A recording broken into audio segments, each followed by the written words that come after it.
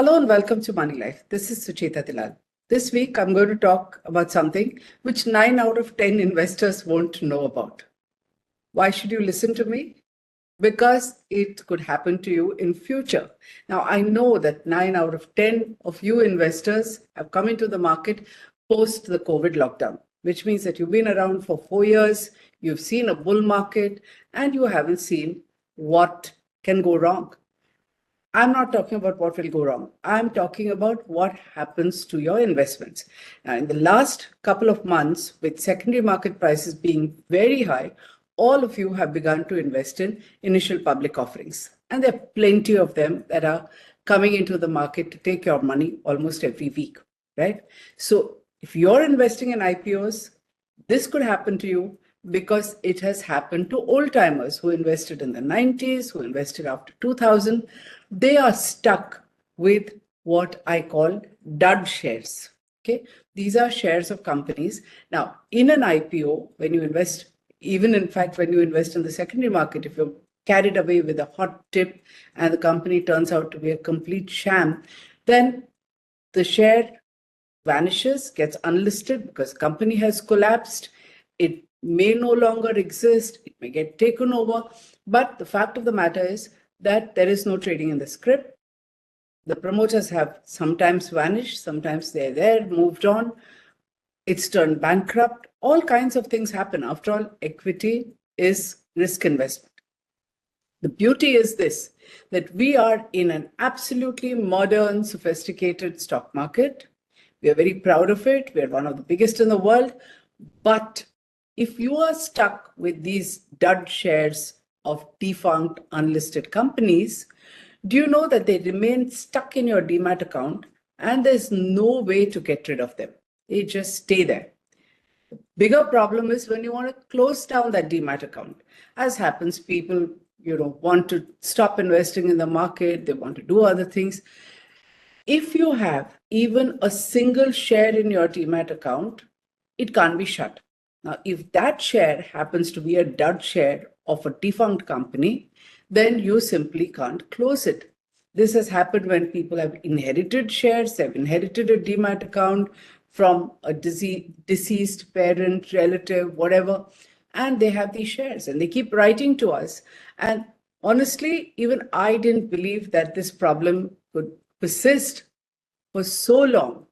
Do you know that this issue has been brought to the attention of our market regulator, the Securities and Exchange Board of India, certainly 10 years ago, in 2014, possibly much longer, because the issue has existed longer. In fact, ever since SEBI made it mandatory that secondary market trading would be in dematerialized form. So today you can't trade in the market unless your share is converted into an electronic account, which sits in your DP or Demat account, right? You cannot trade otherwise because it has to be delivered from there, unlike in the past where you had share certificates. So what happens if you have these dud shares?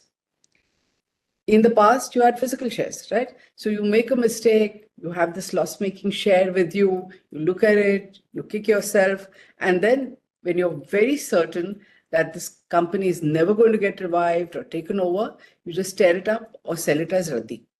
Today, 100% electronic, it's sitting in your DP account and you're paying annual fees for account maintenance. People who have large portfolios running into crores usually just ignore them because after all, you win some, you lose some in the market. And even if there's a cost attached, they are not bothered. It's part of their entire portfolio, account maintenance charges, they don't care. The shares do no harm, right? But what happens when you want to close the Demat account?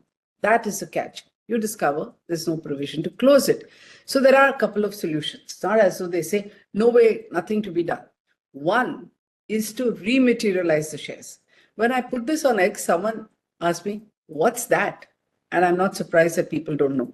It means that your electronic share, which is dematerialized, that means it's not material, it's electronic, has to be rematerialized and converted into a piece of paper, a share certificate, right? Now, who does it? I mean, that's where all the complications start. The other option is transfer it to somebody. transfer it to a friend, relative, see if you can find a buyer, get rid of it from your account, and then your account can be closed. But like everything else in India, it's easier said than done. So lack of awareness about dud shares starts with SEBI. In the past 2 weeks, I have spoken to heads of exchanges via WhatsApp, depositories, registrar and transfer agents, and others. And I posted it on X to get feedback from people. Lots and lots of you have responded, both on X and in emails to me.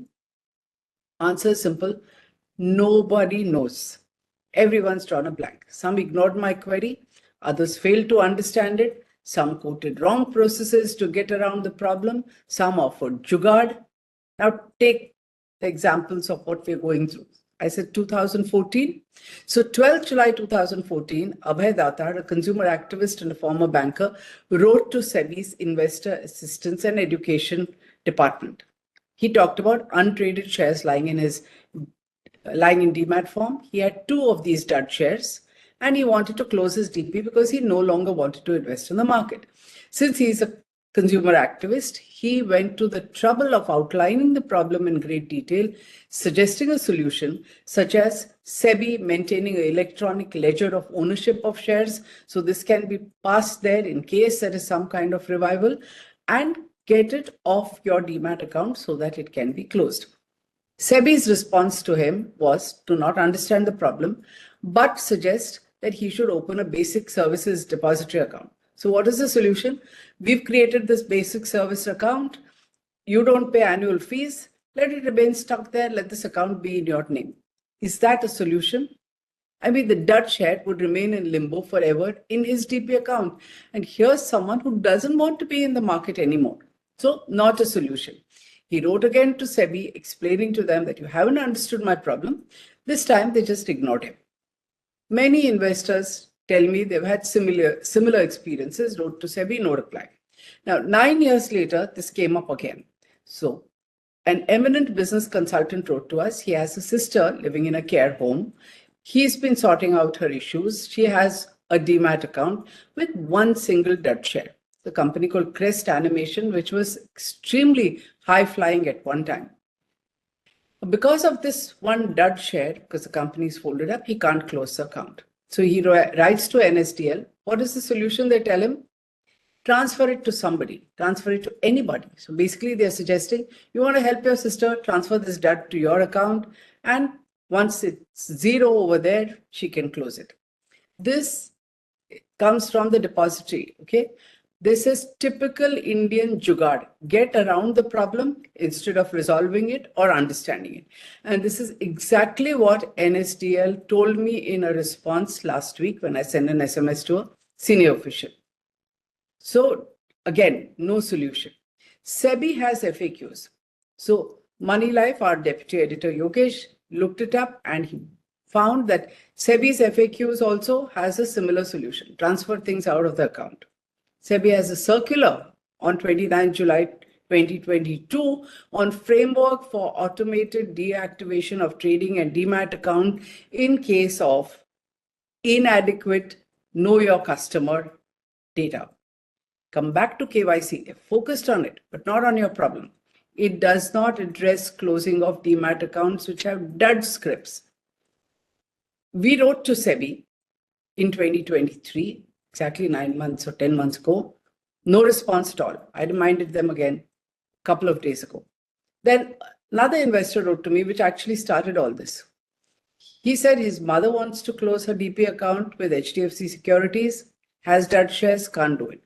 So when he posted it on social media in response to what I had said, immediately an HDFC Securities bot begins to track him and says, we will offer a cost-effective closure. Scores of investors talked about similar issues, including with HDFC Securities, and the bot was telling all of them, we'll find you a solution. Question is, why should we pay a cost at all to get rid of dud shares? You've already lost money when you made an investment. Now they're dud, the company is closed, and you have to find a cost-effective solution. Is this even a solution? Now, practical people would simply want to get rid of those shares, right? So when investors complained about annual maintenance charges, again, SEBI got into the act, came up with a solution that didn't address this particular problem. So annual maintenance charges, as you know, are charged by DPs, depository participants. Now, SEBI came up with this basic services depository account. If you can have one account per investor and you can have linked to one PAN number, right? So it's very limited. It's for somebody who has just put a foot in the market or maybe has ESOPs and nothing else. They're not really into capital markets. So, or it is for small investors, limited to one DP account. You don't pay annual maintenance charges up to 50,000. Going up to 2 lakhs, it's very, very nominal, 25 rupees, 75 rupees, but does not apply to the majority of you who have become regular investors in the market. You are going to have multiple shares which are well, and you're going to have dud shares. So you want the problem to address only your dud shares, not everything else. So SEBI also wants to hike this BSDA holding and the nominal fees, but it is irrelevant because it does not apply to this particular problem. In any case, if you start telling people put it in a BSDA account, you will create a graveyard of dud shares in BSDA, which is not an answer, right? It's not a solution, though people on social media may have told you, try it. Don't try it. Doesn't work. Mr. S. Reddy writes to me that he has 2 dud shares. So he approached NSDL. They told him, go to your DP, which was Angel Broking. Angel Broking directed him to Access Direct. And I'm putting a link to the rematerialization form. I'm sure sounds like Greek to many of you. So they wrote back to him saying, yes, you can rematerialize one particular share. They quoted charges. They were 200 rupees for every lot of 100 securities plus 18% GST. Effectively, for 2,000 shares that he held, he would have to pay 4,720 rupees. This is after having lost his original investment. And for this big fat amount, he will get a piece of paper or 10 pieces of paper saying, here are your shares. Do they have any value? No, not even Rati is going to fetch much. And there is literally no hope that this company is going to get sold or get revived or anything. And don't forget, Government of India and the tax department is there. They are going to collect 18% GST on your losses. It's like adding insult to injury. The response that I received from market intermediaries, market infrastructure companies was invariably callous and ignorant. Linktime, a leading RTA, had a short reply to my detailed question, which is, single certificate can be issued in Remat, depends on the request made. That's not really what I asked. Yes, in this case, why 10 certificates? Why are you talking about lots of 100 when you can say, quote, one number for one certificate of 2,000? So, but this is not the answer at all that one was looking for. I sought feedback on X. A lot of people wrote to me. They were uniformly angry about having to pay DP charges. And as usual, lots of impractical solutions were offered. I don't really know the issue. Finally, in an off-the-record interaction, one capital market veteran admitted, and who deals with this, admitted, yes, it is a serious problem. There is no easy solution to closing a DP account which has dud shares. Rematerialization is one option, doesn't always work. You can surrender shares to a company for a nominal value. This happens if it has just got delisted, the company still exists, hasn't closed down and vanished. They may be willing to buy back your shares at a nominal account. This is very few companies which have got unlisted, but they exist. And that's an option if you're lucky for a few companies, not if you've invested in a loss-making defunct company. There are some DPs who offer a rate of just 10 rupees plus taxes, which is nominal. There are other DPs who say if you are a large investor with a large portfolio, they will rematerialize those shares, sometimes even free of cost, depending on how big you are, and you can keep that piece of paper with you. I don't know what you will do, look at it and enjoy it, frame it.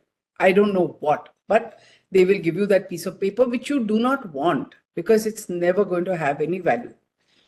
Why should you spend for it? It's a big question mark. Nobody wants to answer. This source also said something interesting. He said there are third parties who handle unlisted and dead securities. Now, The regulator should be worried. Why is there a business opportunity of this kind? What do you do with it? Are these shell companies then used for all kinds of activities, reverse mergers that should not happen?